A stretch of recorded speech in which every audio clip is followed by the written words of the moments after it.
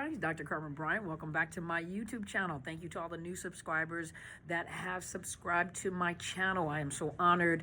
As always, it's an honor and a pleasure to come on to YouTube. So today I wanted to talk about, I had a beautiful subscriber that I have gotten to know who asked me to talk about isolation. You know, when you're isolated and you come out of the relationship with a narcissist and you've been isolated all this time, how tough it is to transition back into some type of normalcy. So first of all, let's understand that when you're dealing with narcissist abuse, you're dealing with domestic violence. Now, true enough, right now, there's just a lot of the narcissist abuse is like a word that's being slung out there. Everybody's a narcissist. You're a narcissist. And you'd be surprised that narcissists are calling people narcissists when they're actually the narcissist. You know, a lot of people that are hidden behind the diagnosis of borderline personality disorder also have narcissistic personality disorder. Problem is that a lot of people want to present their cases and argue their cases in courts with the judge and family lawyers. This person has narcissistic personality disorder. Well, think about it for just a minute. What's the first thing that the judges and lawyers do? They're about facts. And so they look at the situation and they determine what qualifies you to say that this person has narcissistic personality disorder. You're not a doctor, you're not a psychologist, psychiatrist, or a licensed mental health counselor. What type of training do you have? And think about it. What does it look like to walk into a courtroom and say, well, I've been listening to YouTube videos? Okay, that is not credible information. When you say that you have done a practicum, you have done internship, you have studied on a master's level, but still, if you have not diagnosed that person, they have come and diagnosed, you have not clinically diagnosed this person with narcissistic personality disorder. How can you present your case, in a court of law? And so the one thing that I advise everyone is to kind of stick away from the term narcissist abuse until there's more education within the court system about the behaviors of those individuals that have narcissistic personality disorder or psychopath, sociopath, which is now antisocial personality disorder, and how they operate, how they function. There's information going out now and there's more education, but stick to domestic violence. You know what you're dealing with. You know the symptomology because you're learning. You can't show up and say, hey, Dr. Bryant was teaching on YouTube. That's still not credible. You have to determine credibility, especially those that are teaching it, and to educate the court systems and family lawyers, so stick to domestic violence because it is domestic violence. And in domestic violence, you're dealing with power and control. Whether it is a case that is, most of you know that this is abnormal because they're very insidious. They're very, they have a mental health issue. They have a personality disorder, which, a lot of them also have post-traumatic stress disorder, bipolar, borderline personality disorder, PTSD, ADHD, schizophrenia, Asperger's, but autism, on the high to the low end of the spectrum, cognitive or intellectual delays, formerly called mental retardation, mild, moderate, or severe. So just because they have a personality disorder does not mean they don't have other mental health issues. This just happens to be a personality disorder, a dysfunctional character flaw, a dysfunctional personality disorder, which stems or has started in childhood and grows and gets worse. So understand you're dealing with power and control. Now, if you go to a healthy place, it's healthyplace.com. I like what Kelly Jo Holly posted where she was talking about the isolation and domestic violence. First of all, do understand when you're dealing with abusers, and in this particular case, we're focused on people with narcissism or narcissists. They do the same thing. They do the same thing as power and control. It's just how they do it and the way that they think, at how they're doing what they're doing is very unique compared to the average person that may have alcohol or drug issues and other issues that do not have personality disorders. They may have other mental health issues. In this situation, understand that isolation, they isolate you. First of all, a narcissist has to be your God in your life. everything. They want total control over everything that you do, how you do it, how you live, how you think. They don't want you to think for yourself. They don't want you to think independently. So what's the best thing to do is but to isolate you from family and friends. What is the best way to do that is when you're telling them about how horrible your family is. Say you come from a family of abusers, or, family members that were narcissistic, borderline, whatever, the issue is, but a horrible family. So they'll use that. Remember, everything that you tell them, they don't use it to bond with you. They use it to hold it against you. And so perfect opportunity is when you tell them about how horrible your family is. They come in and they play a role in your life. They it's like playing a chess game. I need to figure out what chess piece I'm going to be in this game of life with you. For someone else, they may be a pawn, the other one's a bishop, whatever they're going to be in that chess game of life with you. And then when they leave you, their new supply, what role are they going to play in that new supply's life? And in your life, it may be that you come from a family, a broken family, adopted family, whatever family, and it's a perfect opportunity to play the role of a rescuer. And what they'll do is they'll make it seem as if they're trying to save you from your family. They bring up everything that you said. Remember, you said, and your father did this, and your mother did this, and your brother and sister did this. It's really to isolate you and to get you away from your support system as well. Now, maybe family is not support system, but you never know. When you go through something tragic, they may come through. Who knows? But the point is to isolate you from anyone that had any positive influence in your life. Normally, they will gravitate more toward people that are flying monkeys for them, that are more loyal to the narcissist. They'll gravitate you more to them because of the fact that these are loyal flying monkeys. They're loyal family members that will keep tabs on you, or that will help this illusion and press on you, or whatever they say to make you feel crazy. They'll play this role along with this narcissist. And so they'll push you, but they'll never let you get too close so you can say too much. But usually they make sure that family and their friends, whoever is loyal or are loyal to them, so that anything that you say, they will fight on the behalf of the narcissist. Those are called flying monkeys. That's family members, children, their friends, their family friends. Another thing it says here, though, it talks about usually the isolation and domestic abuse begins with the controller inserting emotional wedges between the victim and his or her family and friends. At some point, the victim finds it difficult to connect with family and friends due to the controller's embarrassing or abusive behavior. So think about it. For some of you guys, I've even said it, that narcissist will embarrass you. Everywhere you go, they embarrass you. Things that they may have done, and then they associate you with that narcissist, female or male. They associate you with that. So you are just totally embarrassed, or you get around family and friends, or in public. A lot of times it may be the overt narcissist that's loud and boisterous, or they got to make a scene so that people will look at them, or it never fails. You go somewhere and they're always going to embarrass you. You already know that they're going to embarrass you, especially around family and friends, to a point where the family doesn't even want to come around you. Your friend, girl or dude, I'll talk to you, when I see you at work, but I'm not coming to your family functions. I'm not coming to your barbecues. And, eventually you are isolated, and people are getting away from you too, because they create a wedge. They make sure they cause drama. You can be at your home and it's a peaceful place and you guys are watching a football game. That narcissist is going to do something to make sure they get attention, and they cause some type of, because you're too close. So anything that may be of value, a friend, family, cousins, nieces, nephews, whatever, godchildren, whatever, because of the fact that you have a closeness and they have a positive influence in your life, they'll purposely try to create a wedge between you and them, because that is too much influence on you. So that means anything that they tell you, anything that they say, there's a possibility that someone with some common sense, that can see beyond them will tell you something different. So that means you're dealing with cognitive dissonance. It's in between, well, this is what they said, and they're pointing out like, okay, does that make sense to you? But anyone that may have a positive influence, or anyone that may be a support system when you try to escape your abuser.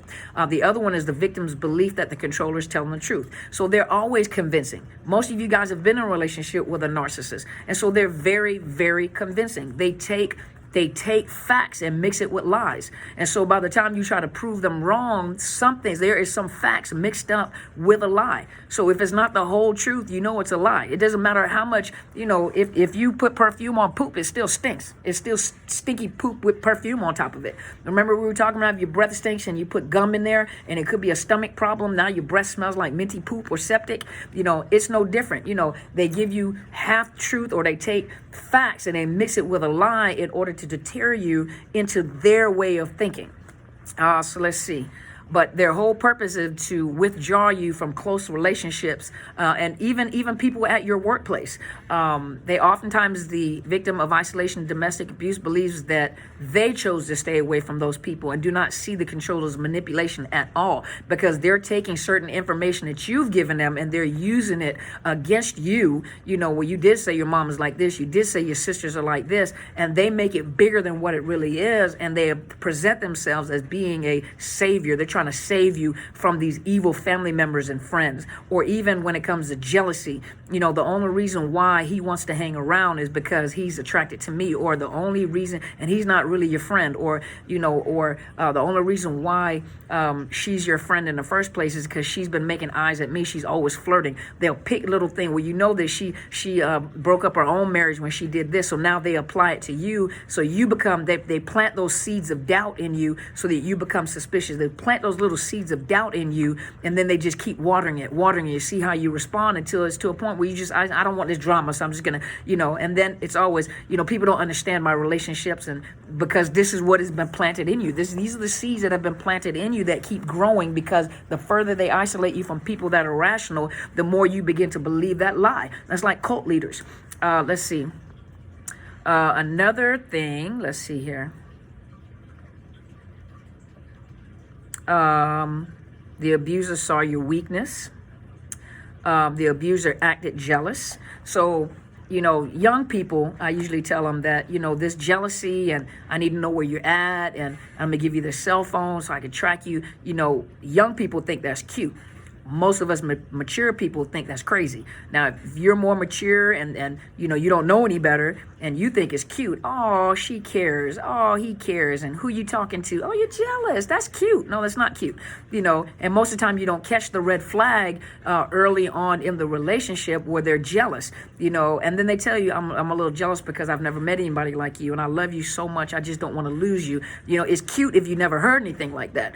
That's cute, but actually it's not cute. That jealousy, that's another means of control. So they don't want you to go out with your friends because they're jealous someone may look at you because you're so beautiful. I don't want you to leave me. I don't want you to fall for someone else. And you're always explaining that you love them. You're always explaining, I would never do this to you. A lot of times they're also projecting themselves on you.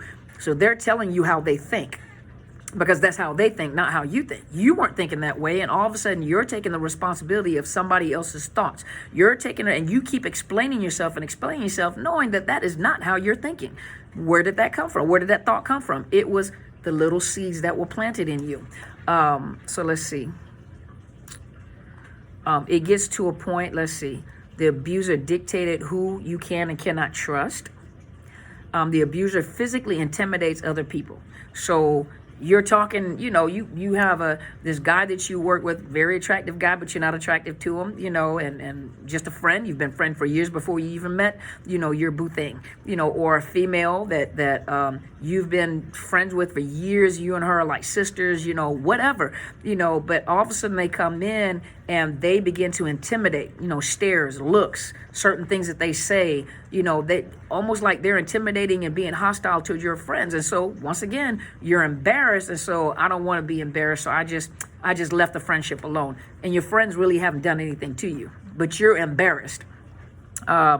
Abuse achieved a type of physical isolation. He required, let me see, or here she was saying that the abuser gave this individual, let's see, a period of time in which they can and cannot shop. when you try to come up with business ideas or work plans, or you want to start a business, or you want to get a job or an education, they know that, well, in their minds, they believe that once you educate yourself, once you get a good job, you'll be able to leave me. And remember, they're holding you hostage. So that's that financial abuse. They'll withhold money, or they'll make sure that there's no way that if you leave that you can support yourself, and there's a chance that you may return. Let's see. Abuser fiends dislike. Okay, so let me go to the next one. So let me go to this one here. Now this one is a site called speakoutloud.net, intimate partner abuse, isolation tactic. And so this one here talks about this power. There's a power and control wheel on here. And it says domestic abuse is reinforced by social beliefs, it says men, but it's men and women, the right to dominate women. Women try to dominate men too. So it's kind of equal playing field. You just hear more about the men doing it to the women than most men will report women doing it to them. So women do it too. Women can be very vicious and petty. And so here, like, number one is one-sided power games. Mind games. So that's that gaslighting, where they make you feel like you're crazy. You start questioning your own reality. You start questioning everything that you learned. One lady told me that, when she went to driver's school, when she was in high school, they were still doing it in high school. They had driver's education. And one of the things that all of you know is that because there's a blind spot in the mirror when you're going over to the right lane, and so or left lane, but there's a blind spot. And so the instructor will tell you there's a blind spot where you can't see vehicles. So what you're going to have to do is look over your shoulder. So she always looked over her shoulder. Well, the narcissist would start screaming and yelling at her, "Why do you keep doing that? That's stupid. Who taught you to do that?" And what she defended herself by saying, "This is what you learn in basic driver's classes in school. That's stupid. You don't learn anything like that. Why would you be looking over your shoulder?" But she began to question, maybe they were wrong teaching me what they taught me.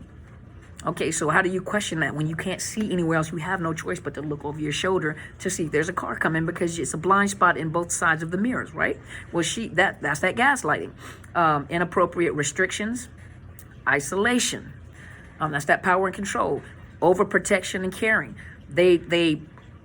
They present themselves as protecting and caring about you, and really what it is that jealousy, and it's that pull to pull you away from support systems and people that are rational, that can tell you right from wrong, and they know it. And a lot of times it's people that don't like them and can see through them, but you can't see it because you're too intimate, too close to them. But it's a third party looking in that can see the game that's being played, and they don't like it, so they'll make up anything that they can possibly make up to get you away from the person that's telling them, I know the game you're playing, right? It's that one bold sister or that one bold brother, like, I know the game that you're playing. I know what you're doing because I've known you for many years, or I know exactly what you're doing because you did it to A, B, C, D, E, F, G. So then they'll purposely make up things to get you away from that individual, because that individual may have influence on you to tell you about them.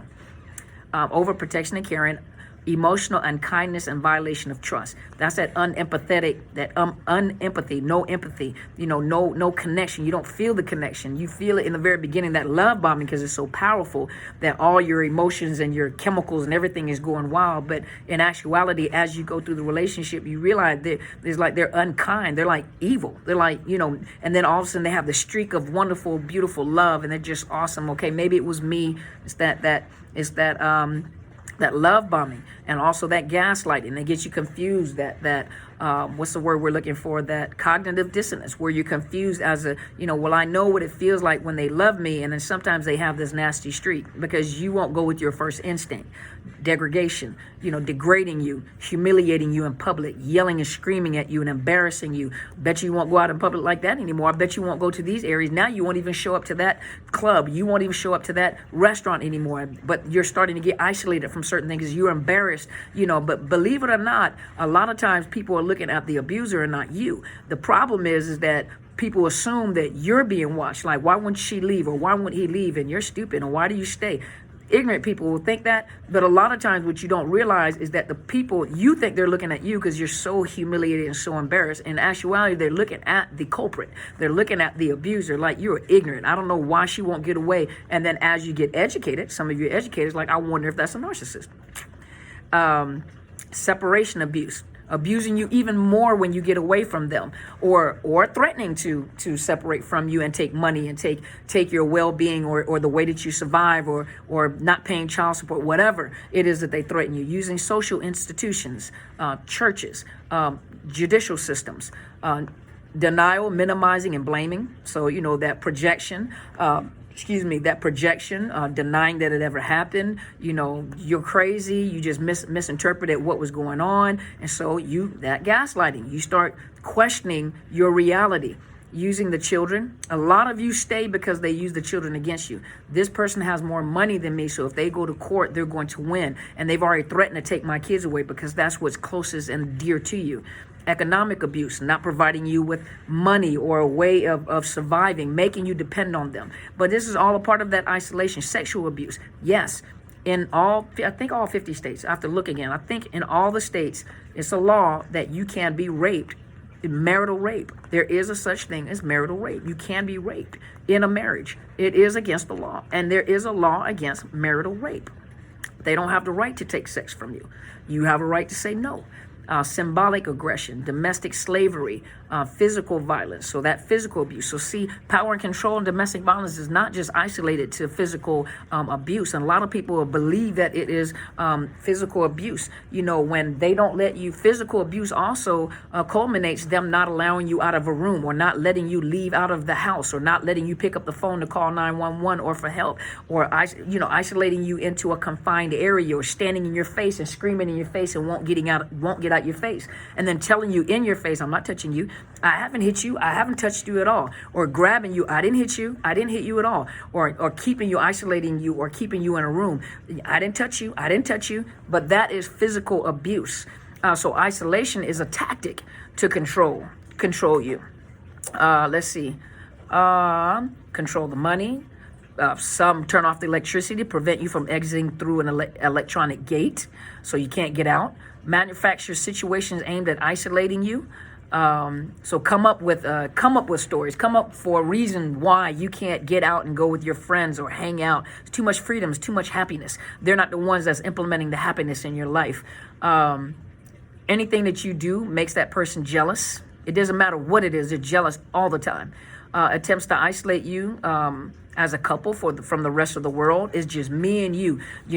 I can't believe that anything that they do too. We're a couple, we're a team, and you're supposed to be on my side. It doesn't matter whether it's wrong or right. Your loyalty is to me and only to me. And as we don't need everybody in our business. And stop telling your business to everybody. And that is one of the biggest things. Stop telling your business to everybody. You're always telling our business. And in actuality, you need to be telling somebody what's happening to you. But it's the demands of loyalty to him or her, and not to anybody else. But really, that's so you don't tell what's going on behind closed doors. Telling you or not permitting you to be around certain people. Dismissive of invites to participate with you and your family. Purposely not allowing you to go to be with your family because they don't like your family and your family don't like me. Let's see. Puts limits on your visits to family and friends. Tell you that your family and friends don't care about you, and will use situations that you provided them. Attempts to divide and conquer by provoking jealousy and rivalry. So it's that it's just like with that triangle. They triangulate with people, especially if they have new supply. They triangulate, or old supply. They try to triangulate and get you guys to fight amongst each other. Rude, critical, and dismissive of visitors. So they're gonna make a scene and embarrass you, even around people you don't even know. Your boss, the CEO. So you don't want to take them to no dinners or anything like that. So you'll dismiss it because you're afraid that person might just show up and act a plumb fool. Even your family and friends decide to stay away because of the person and how abusive they are. You don't see the abusive. They're telling you about it, but that individual is downplaying that abusive. Male and female alike, y'all. make you feel bad about pursuing and choosing your own friends and who you want. They try to force you, like for example, they try to force you to be a part of their family, and you may not, honestly, the family may not like you, you may not like the family, but they try to force you to be around them, so you're always uncomfortable. You're always in an uncomfortable situation. They don't like you, you don't like them, or they're all flying monkeys and they're all for that individual, and so you really do not want to be in that toxic environment, but they make you feel guilty and make you feel bad about it. Let's see. So you choose to isolate yourself to save face, so you're not embarrassed and humiliated and no one knows anything. That's why many people don't even know that people have been through what they've been through, because they were so good at hiding it. They're going through pure hell in private and in their homes and with their children. Also, you become isolated in fear of consequences. It doesn't matter what I do, it's always wrong, and I got to pay the consequences when I'm back in the privacy of my home. And so a lot of times that's also fear-ridden. Well, when you leave out of a relationship like that, you have been so trained and so programmed that you don't even trust your own decision in friends and family, and you have pushed so many people away, it's hard to get yourself back up and going. A lot of times you'd be surprised that family and friends understand what you've been through, and it doesn't hurt to reach out and say, hey, I was just reaching out. Can I come and, hang out with you? Or can I, the first thing they'll probably say is Bob or Mike or Michelle or Sue or whoever, they're going to be there. Well, no, we're not together. How long is that going to last? Sometimes people, family, they're so accustomed to you being around these people. They're already prepared. They got their defenses up too. And you let them know, hey, I just want to talk to you. First of all, allow me to apologize. I was embarrassed. I was ashamed. And you'd be surprised. And I'm not talking about the dysfunctional families, that you'd be surprised at your family and friends that really do understand what you went through. And some people, just like we teach here, when you're like, should I tell them? Should I tell them? No, they have to discover themselves. They have to discover by themselves what they're going through. And a lot of times when they come to themselves, they'll come back and tell you, you know what, you were right all along.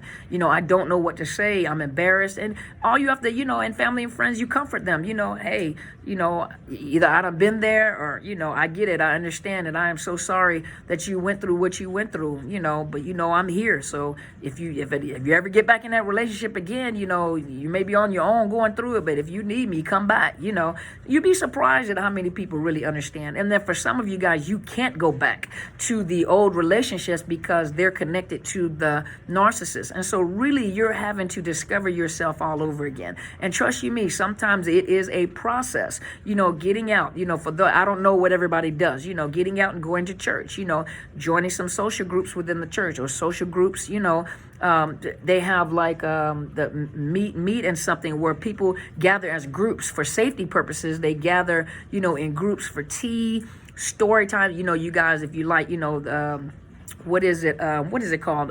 It's like poetry over music. You go to those and you listen. You if you like library and reading, or if you like drinking coffee, or you go out there and But a lot of you guys are so programmed that you don't even trust your own decisions.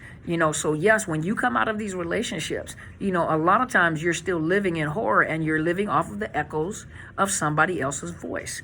A lot of times you're walking around the house and in life still arguing with a person that is not there, and you're still trying to prove yourself to someone that is long gone, or may not have anything to do with you, or is not even in your life. You may be, I just had this conversation today, you may be in the mirror, think about it. If you're doing affirmations, I'm beautiful, I'm handsome, I'm smart, I'm this, think about it. Who are you talking to?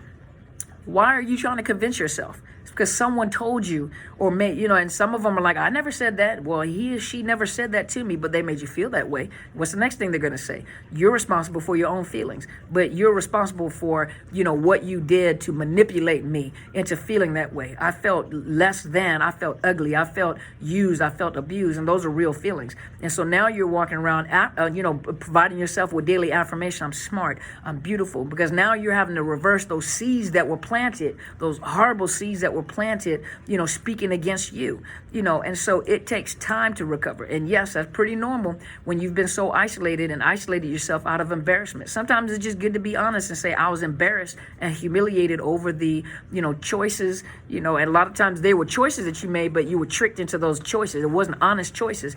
I was embarrassed because I kept going back. And a lot of family members and friends understand, if they were truly for you. Now, some of them are their friends and family, and those people you need to cut yourself off from. But you're not old. Some of you are like, I'm 60, I'm 70. Okay, that doesn't make a difference. You're still not old. You're still living. You're still breathing. And you still you can gardening. A lot of times you find people in social environments.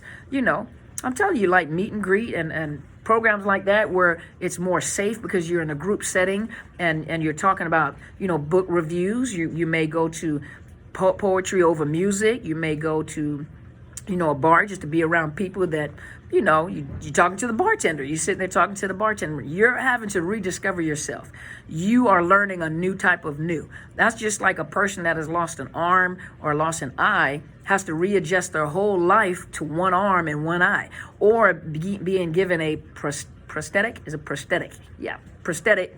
A glass eye, a prosthetic arm. A prosthetic leg. You have to learn to walk all over again. You have to learn to write with your left hand instead of your right hand if you're right-handed. You have to learn because there's a certain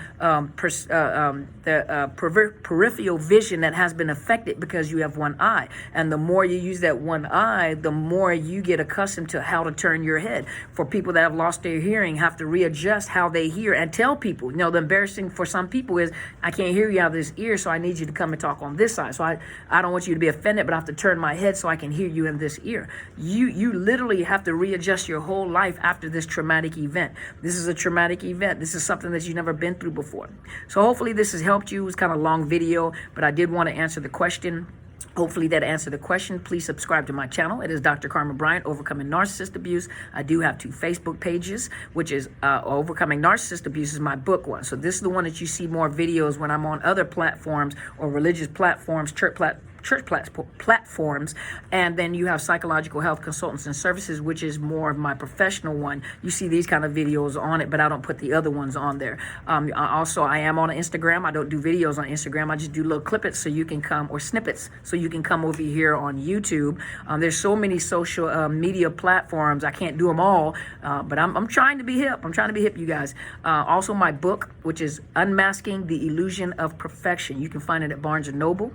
You can also find it on Amazon. For those of you that are out of the country, Westbow Press, who is the publisher, will send it out of country. You can buy them both too. So you guys, give back to your community. If that book has helped you, and has opened your eyes to what narcissist abuse looks like, donate some books to like the women's shelters. Donate some books to like the domestic violence advocates.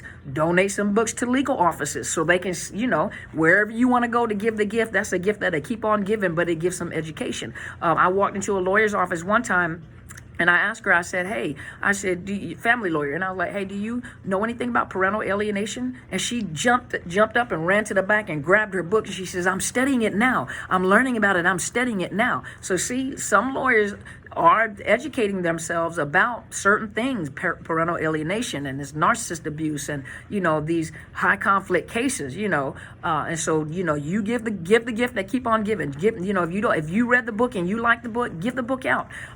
These are real stories about real people. Also, those of you that are looking for counseling, some of you don't want to leave your home yet. You're not ready to leave the home yet. Some of you don't have insurance, but you can pay. If you go to BetterHelp.com/Dr. Carmen, they give you a 10% discount.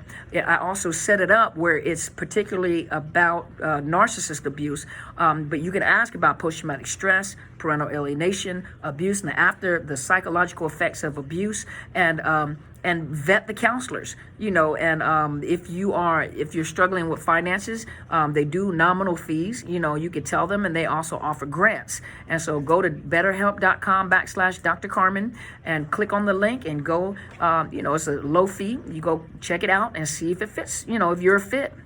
Or the counselors are fit for you. I've heard a lot of good things, and so I appreciate it. Make sure you check out my mentor's YouTube channel. It is Helen Sadler, Destiny Helper. She provides you with more information about narcissist abuse concerned with the spiritual and biblical perspective. She's the presiding prelate of our church, our ministry, which means she's the senior pastor, Apostle Helen Sadler. You can find her on Facebook as well. And those of you that are in that local area, if you want to reach out to her, or watch her videos, which some of them are on the YouTube, which are the Narcissist video, and then also the church videos. If you guys are interested in that, you're welcome to go to her page and check that out. And so I appreciate you guys. As always, I appreciate you guys. Thank you for all the donation. It does help. Just to let you guys know, I want you guys to stay safe with this coronavirus. You know, wash your little nasty hands. Hold on, I was about to put, this is what I walk around with now. Wash your little nasty hands. I even spray. Go to the bathroom and spray, especially in my office because I'm in a public office. You know, right now they're closing down schools, and so you guys stay safe. Wash your hands, drink water, stay home if you're not feeling well. You know, hydrate yourself. You know, get you some camu powder, which is a very high potent vitamin C from the camu fruit from Brazil, and it's 10 times more potent than the orange. Usually, like if you have a cold, you know, a lot of you guys are having allergy, it'll knock that phlegm out. You know, calms you down. But it's called camu, CAMU. And get you the powder and make you some tea and some fruit juice with some honey and ginger and lemon, you know, mix it up together and knock that cough out of there, you know, and it brings up your it builds your immune system. So you guys take care of yourselves, okay? Right now, I'm also setting up for my clients, you know, as you know, the days go by, I'm setting up where with my clients, insurance clients here in the state of Washington, where we can do the telemental health. And I'm also setting up with the same telemental health, I'm setting it up where if you guys want coaching, you know, we'll be able to use the telemental health, or we can still use the Zoom links. I use the Zoom links to talk to you guys. So those of you that are still interested in coaching, also, I am now, matter of fact, I was sitting here doing this before I came on camera, is setting up another site to create teaching videos. And those are for a fee, of course, to educate you guys, to help you through the process. And those will be for a fee. So I'm setting up classes for those that really can't afford coaching right now. But I'm setting up classes. I'm trying to develop a workbook for you guys to work. And so I was just on the computer looking at that and setting it up so I can pay for the site and get it up and going. And so your donations help me do that, and also helps me do it faster as well. So if you guys want to donate, you know, I have a Cash App link, and I also have a PayPal link right up underneath the videos. You guys are welcome to donate, because when you donate, that's what I use to set up these classes. And then, of course, you know, it costs to set up the sites, and it costs to create the manuals and the books. And so I'm working on that to give you guys a little more. And so I appreciate you guys so much. You guys really don't know. I'm so honored that we are part of a tribe together. You guys really make my day. And thank you so much for being patient with me. And sorry that the video was so long, but I still want you to go and be great.